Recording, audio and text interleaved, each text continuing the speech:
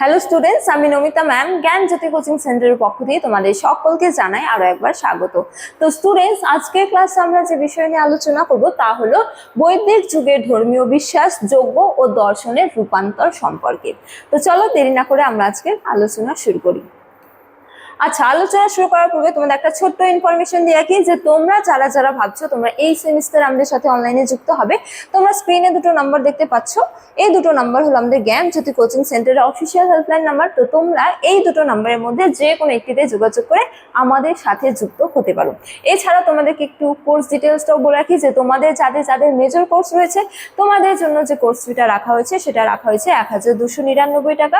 এছাড়া তোমাদের যাদের যাদের মাইনর কোর্স রয়েছে তোমাদের জন্য যে কোর্স ফিটা রাখা হয়েছে সেটা রাখা হয়েছে 699 টাকা। তো স্টুডেন্টস, এই ছিল ইনফরমেশন। এবার আমরা আজকের আলোচনা শুরু করব। তো আলোচনার বিষয় প্রথমেই বললাম যে বৈদিক যুগের ধর্মীয় বিশ্বাস, যজ্ঞ ও দর্শনের রূপান্তর সম্পর্কে। তো দেখো, প্রথমতম বলা যায় যে এই যে বৈদিক যুগ, এই বৈদিক যুগকে মূলত দুটি ভাগে ভাগ করা যায়। এক হলো ঋগ বৈদিক যুগ বা আদি বৈদিক যুগ, এবং আরেক হলো কি পরবর্তী বৈদিক যুগ। ঠিক আছে, তো ঋগ বৈদিক যুগে যে ধরনের ধর্মীয় চিন্তাধারা ছিল, পরবর্তী বৈদিক যুগে কিন্তু তার কিছুটা রূপান্তর ঘটে বা কিছুটা পরিবর্তন ঘটে। ঠিক আছে, তো তা নিয়ে আজকের ক্লাসে আমরা আলোচনা করব যে ঋগ বৈদিক যুগ থেকে পরবর্তী বৈদিক যুগে ধর্মীয় চিন্তার মধ্যে কি কি রূপান্তর ঘটেছিল বা কি কি পরিবর্তন এসেছিল। ঠিক আছে, তো দেখো প্রথমেই বলা হয়েছে যে প্রকৃতি পূজা ও বহু দেববাদ। ঠিক আছে, তো বলা হয়েছে যে আদি বৈদিক যুগ অর্থাৎ ঋগ বৈদিক যুগ যে ছিল সেখানে মূলত ইন্দ্র, অগ্নি, বরুণ এবং কি সূর্যের মতো দেবতাদের যে পূজা বা উপাসনা হতো। ঠিক আছে, এর পাশাপাশি প্রাকৃতিক শক্তিকে দেবতা হিসেবেও উপাসনা করা হতো। ঠিক আছে, তো একাধিক দেবতার উপাসনা হতো, যার মধ্যে অন্যতম হলো ইন্দ্র, অগ্নি, বরুণ এবং কি সূর্য। এর পাশাপাশি বহু তত্ত্বের ওপর প্রাকৃতিক শক্তির মধ্যে বা বহু প্রাকৃতিক শক্তির মধ্যে দেবত্ব আরোপ করে তারও উপাসনা করা হতো। ঠিক আছে, ঋগ বৈদিক যুগে।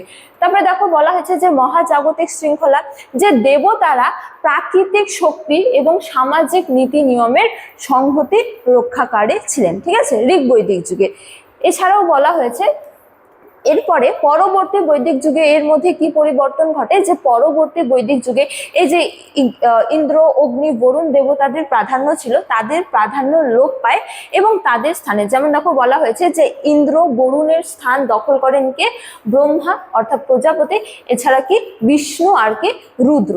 এই সমস্ত দেবতাদের উপাসনা হতো পরবর্তী বৈদিক যুগে। ঠিক আছে, তো প্রথমে যে সমস্ত অর্থাৎ ঋগ বৈদিক যুগে যে সমস্ত দেবতাদের উপাসনা করা হতো, পরবর্তী বৈদিক যুগে তাদের প্রাধান্য লোপ পায় এবং তাদের স্থানে ব্রহ্মা, বিষ্ণু, রুদ্র এই সমস্ত দেবতাদের কি হতো? উপাসনা করা হতো। ঠিক আছে, তো এই গেল দেবতাদের মধ্যে অর্থাৎ উপাসনার মধ্যে তাদের পরিবর্তন। এরপরে বলা হয়েছে যে যজ্ঞ প্রথার জটিলতা ও পুরোহিততন্ত্র অর্থাৎ আচার সর্বস্বতা ও কি ক্ষমতা প্রদর্শন। যেমন দেখো বলা হয়েছে যে আদি বৈদিক যুগে সরল গৃহস্থালী যজ্ঞ অর্থাৎ ছোট ছোট যজ্ঞের প্রচলন ছিল। ঠিক আছে, কিন্তু পরবর্তী বৈদিক যুগে অত্যন্ত ব্যয়বহুল, ঠিক আছে, অত্যন্ত ব্যয়বহুল এবং দীর্ঘমেয়াদী ও কি জটিল মহাযজ্ঞের রূপান্তরিত হয় বা প্রচলন শুরু হয়। ঠিক আছে, তো ঋগ বৈদিক যুগে ছোট ছোট সহজ সরল যজ্ঞ হতো, কিন্তু পরবর্তী বৈদিক যুগে বৃহৎ বা ব্যয়বহুল, প্রচুর ব্যয়বহুল, এছাড়া দীর্ঘমেয়াদী জটিল জটিল যজ্ঞের প্রচলন শুরু হয়। ঠিক আছে, যেমন রাজসূয় যজ্ঞ এবং কি অশ্বমেধ যজ্ঞের প্রচলন শুরু হয়। ঠিক আছে, তারপরে দেখো বলা হয়েছে পরবর্তী বৈদিক যুগে ব্যাপক পশু বলিদান, তারপরে নির্ভুল মন্ত্রোচ্চারণের আবশ্যকতার কারণে সমাজে পুরোহিত ও ব্রাহ্মণ শ্রেণীর একচ্ছত্র প্রভাব প্রতিষ্ঠিত হয়। তো একের যে এই যে বৃহৎ বৃহৎ দীর্ঘমেয়াদী এবং কি কঠিন যজ্ঞের সূচনা হয়েছিল, সেখানে নির্ভুল মন্ত্র উচ্চারণের জন্য কিসের প্রয়োজন হতো? পুরোহিতদের প্রয়োজন হতো। ঠিক আছে, বা ব্রাহ্মণদের প্রয়োজন হতো। ফলে তাদের যে মর্যাদা সমাজে বহুগুণে বৃদ্ধি পেয়েছিল, এবং এর পাশাপাশি বলা যায় যে এই যে যজ্ঞ, এই যজ্ঞগুলিতে কিন্তু ব্যাপক পশু বলিদানও দেওয়া হতো। ঠিক আছে, তো এই সমস্ত পরিবর্তনও ঘটেছিল যজ্ঞ প্রথার মধ্যে। ঠিক আছে, ঋগ্বৈদিক যুগ থেকে পরবর্তী বৈদিক যুগে। এছাড়াও বলা যায় যে পরবর্তী বৈদিক যুগে যে সমস্ত তথ্য বা তত্ত্বগুলি গুরুত্ব লাভ করে বা জনপ্রিয় লাভ করে বা জনপ্রিয়তা হয়ে ওঠে তা হলো ব্রহ্ম ও আত্মার তত্ত্ব। ঠিক আছে, যেমন দেখো বলা হয়েছে যে বাহ্যিক যজ্ঞের বদলে পরম সত্তা অর্থাৎ ব্রহ্ম এবং কি জীবদেহের আত্মার অভিন্নতা উপলব্ধির ওপর জোর দেওয়া হয়। এই যে পরবর্তী বৈদিক যুগ, এই যুগে মানুষেরা বিশ্বাস করত যে ব্রহ্মা রয়েছে অর্থাৎ সর্বোচ্চ শক্তি। ঠিক আছে, তো সেই সর্বোচ্চ শক্তি অর্থাৎ ব্রহ্মা এবং আমাদের সকলের মধ্যে যে আত্মা রয়েছে সেই আত্মা ও ব্রহ্মার হলো হচ্ছে যে অভিন্ন। ঠিক আছে, এই আত্মা এবং ব্রহ্মা কি অভিন্ন, এবং মানুষের মৃত্যুর পর এই যে আত্মা, সেই আত্মা কিন্তু সবশেষে ব্রহ্মার সঙ্গেই মিলে যায়। তো এই সমস্ত তত্ত্ব জনপ্রিয়তা লাভ করে পরবর্তী বৈদিক যুগে। ঠিক আছে, অর্থাৎ ব্রহ্ম এবং আত্মা কি অভিন্ন, এই তথ্য কি বা এই তথ্য হলো হচ্ছে যে জনপ্রিয়তা লাভ করে।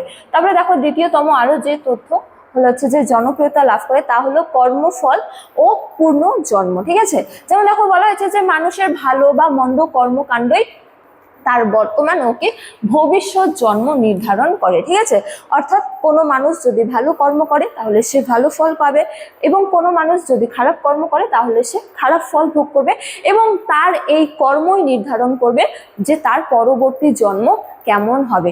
তো এই যে কর্মফলবাদ বা পূর্ণজন্ম, তার যে জনপ্রিয়তা বা বিশ্বাস এই পরবর্তী বৈদিক যুগে কিন্তু লাভ করে। ঠিক আছে, তারপরে দেখো তৃতীয়তম জ্ঞান মার্গ ও মোক্ষ লাভের যে বিশ্বাস তাও কিন্তু জনপ্রিয়তা লাভ করে এই পরবর্তী বৈদিক যুগে।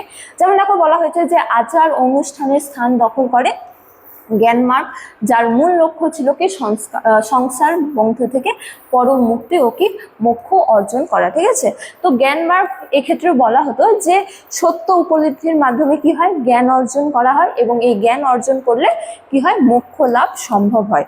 তো এই যে আরো বহু তত্ত্ব, এই সমস্ত তত্ত্বগুলি পরবর্তী বৈদিক যুগে জনপ্রিয়তা লাভ করেছিল ধর্মীয় বিশ্বাসের ক্ষেত্রে। ঠিক আছে, এছাড়া আরো দেখো বলা হয়েছে যে ভারতীয় দর্শনের ভিত্তিপ্রস্তর যে বৈদিক যুগের শেষ ভাগে যজ্ঞ সর্বস্বতার বিরুদ্ধে বৌদ্ধিক প্রতিক্রিয়া শুরু হয়েছিল, তাই পরবর্তীতে ভারতীয় দর্শনের মূল ভিত গড়ে তুলেছিল। ঠিক আছে, এই ধর্মীয় চিন্তা।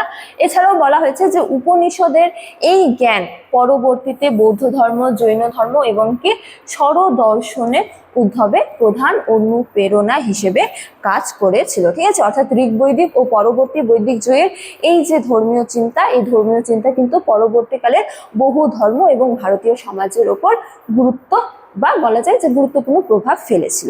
তো স্টুডেন্টস, এই ছিল আজকের আলোচনার বিষয়। আজকে আলোচনার ক্লাস এতটাই। তোমাদের সাথে দেখা হবে পরবর্তী ক্লাসে। ততক্ষণ তোমরা সকলেই ভালো থাকো, সুস্থ থাকো। Thank you.